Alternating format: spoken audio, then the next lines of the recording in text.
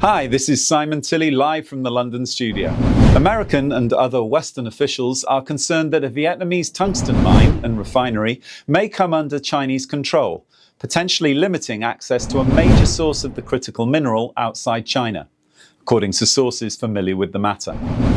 Heightened US-China trade tensions have seen China, by far the world's dominant supplier of tungsten, restrict exports of the metal and other critical minerals in retaliation for US tariff policies.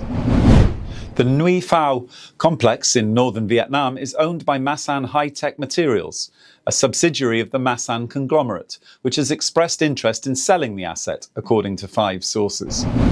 2 Chinese companies have approached 2 foreign firms, asking them to act as proxies in bidding for a stake in the business, according to one person briefed on the discussions. This would allow the Chinese companies to exert influence without publicly declaring their interest, the source said, declining to name the parties involved. Stake sales could face resistance from Hanoi, which has historically restricted Chinese involvement in sensitive sectors.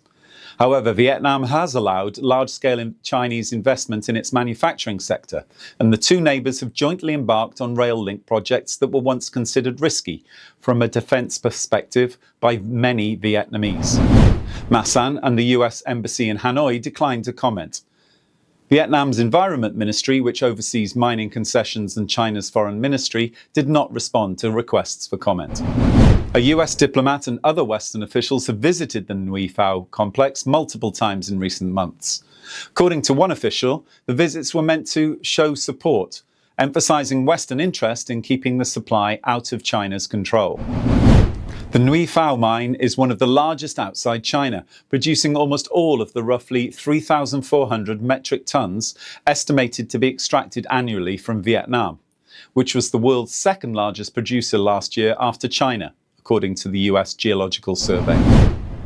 The attached refinery is also one of the largest outside China, with a capacity of 6,500 tons per year, producing many tungsten projects subject to Chinese export restrictions, including oxides and ammonium paratungasate.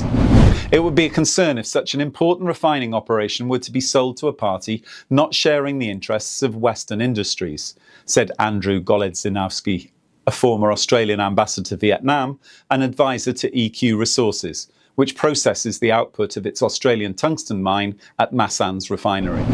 Tungsten is an extremely hard metal considered critical for applications in defence and electronics industries, including ammunition and semiconductors.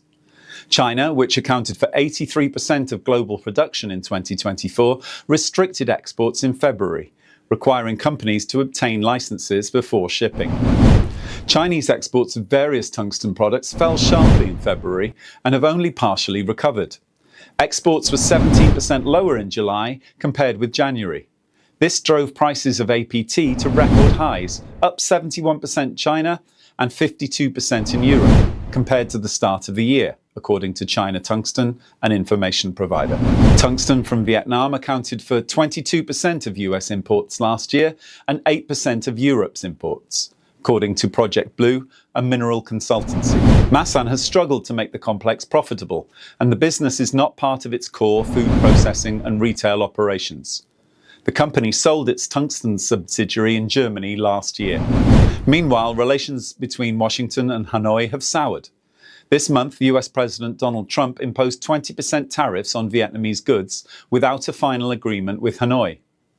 He has also threatened additional duties and declined requests for a meeting with Vietnam's top leader, To Lam, according to multiple officials. Complicating matters, the complex's permits are set to expire in the coming years. The mine's license is valid until early 2028. Any delays in renewing the concessions would force the refinery to scale down operations even before the current permits expire, one said. Stay tuned for more updates on this story. Keep watching Ocean News.